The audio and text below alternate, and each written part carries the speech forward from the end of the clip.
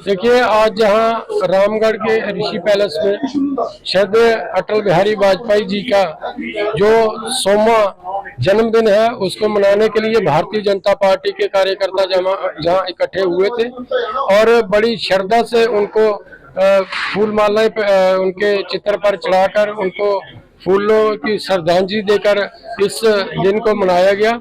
और माननीय अटल बिहारी वाजपेयी की कार्य में जो किए गए काम है, चाहे वो एज ए प्रधानमंत्री या फिर अपोजिशन में रहे, तो किस तरह से उन्होंने भारतीय राजनीतिकों को एक आईना दिखाया कि चाहे वो सत्ता में प्रधानमंत्री रहे या फिर अपोजिशन में अपोजिशन के लीडर रहे।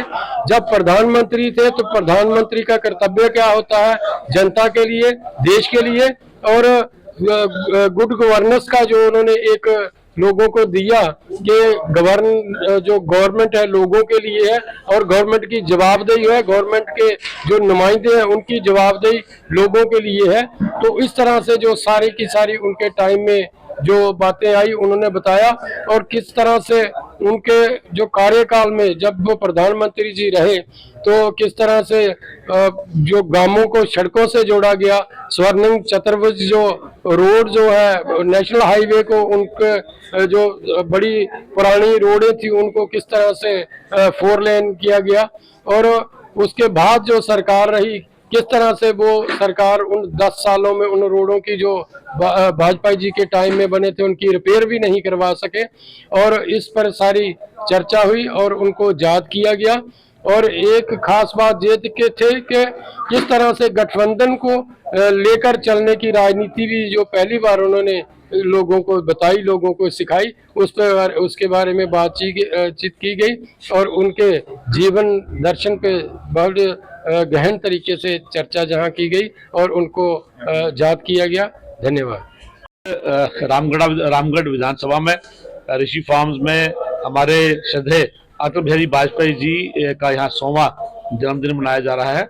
भारत रत्न अटल बिहारी वाजपेयी जी जो भारत के 3 बार प्रधानमंत्री भी रहे, 13 दिन रहे, 13 महीने रहे, उसके बाद एक पूरा टेन्योर 1999 से 2004 तक का उनका पूरा एक टेन्योर रहा बतौर प्रधानमंत्री। और उस काल में जो काम हुए, चाहे वो गोल्डन ट्रायंगुलर था, चाहे वो नहरों को जोड़ने का काम था, और भारत की इकोनॉमी को कहीं ना कहीं एक जो अर्थव्यवस्था को स्थिर करना और इकोनॉमी को ऊपर लेके जाने का काम जो है, जो अटल बिहारी वाजपेयी जी ने किया।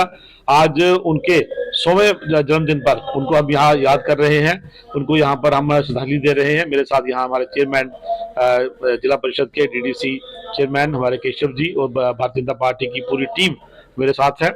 हम उनको नमन करते हैं, प्रणाम करते हैं और अभी सभी अपने वर्कर्स और हिंदुस्तान की पूरी जो हमारे वासी हैं उनसे मैं निवेदन करता हूं कि उनके दिखाए हुए रास्ते पर आज हम चले, क्योंकि खास करके भारतीय जनता पार्टी को खड़े करने वाले पहले भारतीय जनता पार्टी के जो प्रेसिडेंट हैं अटल बिहारी वाजपेयी जी, आज उन्हीं के द्वारा किए हुए काम हैं जिन पर चलकर आज आदरणीय प्रधानमंत्री मोदी जी देश के प्रधानमंत्री बने हैं और देश को एक नई दिशा और जो दशा है भारत की वो बदल रही है।